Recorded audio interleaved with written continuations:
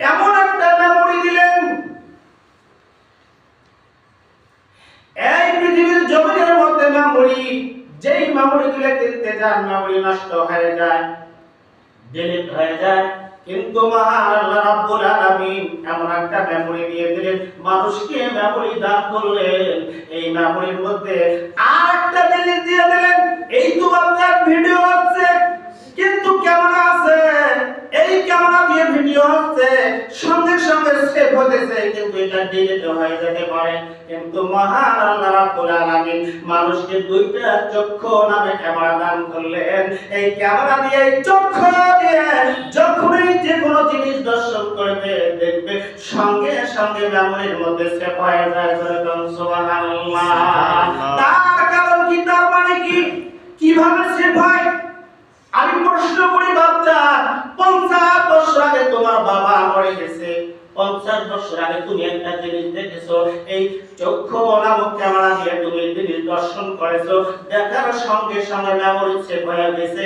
আজ পর্যন্ত ওই জিনিসটার কথা মনে হওয়ার সঙ্গে সঙ্গে তোমার সামনে ছবিটা ভেসে আসে।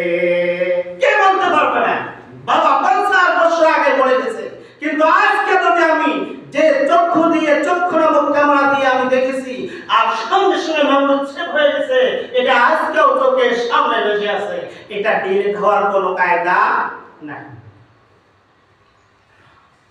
আমার বন্ধুগণ, আমার ভাইরা, সংক্ষেপে কথাটা বলি, টাচ এন্ড পাস। ভাইজান লক্ষ্য করবেন, একটু লক্ষ্য করে দেখেন।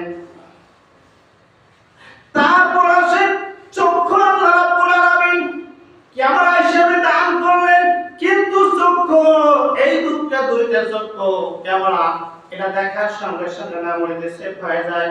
মহান আল্লাহ রাব্বুল আলামিন মানুষকে দান করলেন, বিবেক দিলেন, বুদ্ধি দিলেন, মেমোরি দিলেন, কিন্তু বিবেক বুদ্ধি দিলেন, কলব দিলেন। যে কলবের মধ্যে অন্য কাউকে আল্লাহ কলব দান করলেন না।